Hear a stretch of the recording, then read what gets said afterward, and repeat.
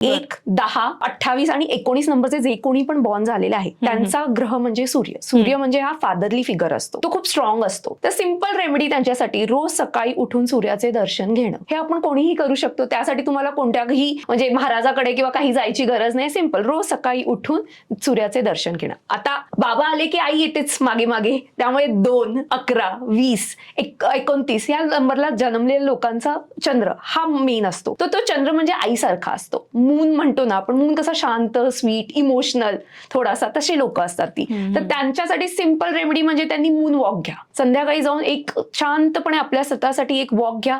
तुमचे इमोशनल जे अँझायटीज आहेत त्या कमी होतो. आता आई झाले, बाबा झाले, त्यानंतर आपल्या आयुष्यात तिसरं महत्वाचा माणूस असतो तो गुरु असतो. गुरु शिवाय काही नाही. आपल्याला सगळंच आपण गुरुर ब्रह्मा म्हणूनच पुढे जातो. म्हणून 3, 12, 21, 30 तारखेला कोणी पण जन्मलं असेल तर त्यांचा गुरु ज्युपिटर हा असतो. सिंपल रेमेडी, एकतर आपल्या गुरूंना माना, दुसरं येल्लो रंग, पिवळा रंग आयुष्यात जितका वापराल तितका तुमचा गुरु स्ट्रॉंग होईल. आता आले 4 नंबर डोक्यावरचे, राहू. आता राहू आला म्हणजे डोक्याने विचार करणारा व्हेरी प्रॅक्टिकल लोक, मतलब 4, 13, 22 आणि 31 या तारखेला जन्मलेल्या लोकांचा 4 हा राहू असतो. त्यांच्यासाठी सिंपल गोष्ट म्हणजे गायत्रीचा जाप करणे रोजच्या दिवशी.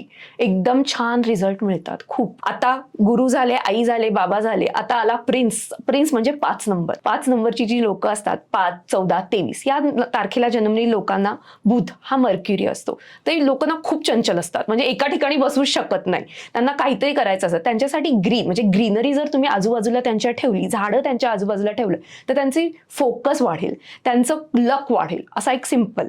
आता पैसा सगळ्यांनाच हवा आहे, तर शुक्र हा सगळ्याचा स्ट्रॉंग असायला पाहिजे.